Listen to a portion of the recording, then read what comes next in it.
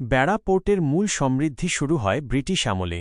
সেই সময় এটি উত্তরবঙ্গের অন্যতম বৃহৎ ও গুরুত্বপূর্ণ নৌ-বন্দর হিসেবে স্বীকৃত ছিল। বাণিজ্যিক কেন্দ্র, এখান থেকে পাট, ধান, নীল এবং সরিষা বড় বড় জাহাজে করে কলকাতা এবং আসামে পাঠানো হতো।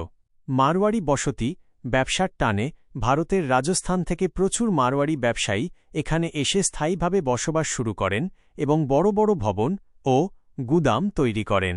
নৌ রুট, একসময় বেড়া পোর্ট থেকে সরাসরি স্টিমার সার্ভিস চালু ছিল, যা ঢাকা, গোয়ালন্দ এবং কলকাতার সাথে সংযুক্ত ছিল। নীল চাষ ও বড়াল নদীর তীর, ইতিহাসে পাওয়া যায় বেড়া ও সাঁথিয়া এলাকার বড়াল নদীর তীরে ইংরেজরা নীলকুঠি স্থাপন করেছিল। নীলকরদের শোষণের ইতিহাসের সাথেও এই পোর্টের সংযোগ রয়েছে। পরবর্তীতে নীল চাষ বন্ধ হয়ে গেলে এটি পাটের প্রধান আড়ত বা পাটের পোর্ট হিসেবে খ্যাতি পায়।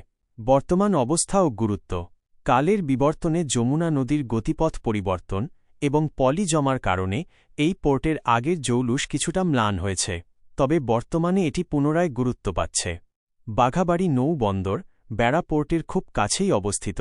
বাঘাবাড়ি নৌ বন্দর বর্তমানে উত্তরবঙ্গের জ্বালানি তেল ও সারের প্রধান কেন্দ্র। বেড়া পাম্প হাউস, এখানে এশিয়ার অন্যতম বৃহৎ পানিসেচ কেন্দ্র, বেড়া পাম্প স্টেশন এবং বড় বিদ্যুৎ কেন্দ্র স্থাপিত হয়েছে। ঐতিহাসিক স্থাপত্য।